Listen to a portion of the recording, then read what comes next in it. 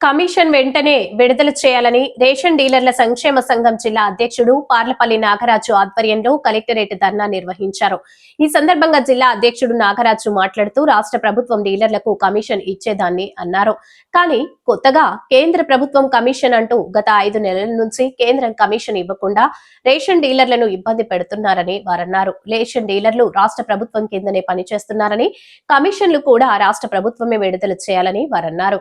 ప్రభుత్వం 3 నెలలు బియ్యం ఒకటేసారి పంపిణీ చేయమని ఆదేశాలు చేస్తే డీలర్లు ప్రభుత్వ ఆదేశాలను అమలు పరచడం జరిగిందన్నారు. తెలంగాణ అతిపెద్ద పండగ అయిన దత్త పండగ జరుపుకోవడానికి డీలర్ల దగ్గర పైసలు ఇవ్వండి అని వారన్నారు. వెంటనే అధికారులు, ప్రజా ప్రతినిధులు స్పందించి డీలర్లకు రావాల్సిన బకాయిలు వెంటనే చెల్లించాలని వారన్నారు.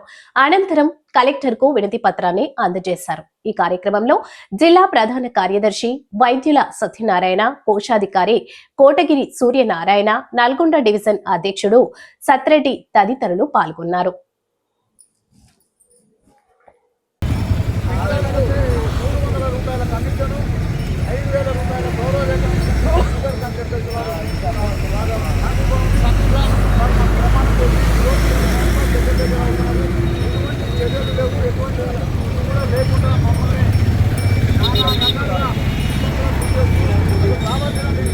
రావాల్సిన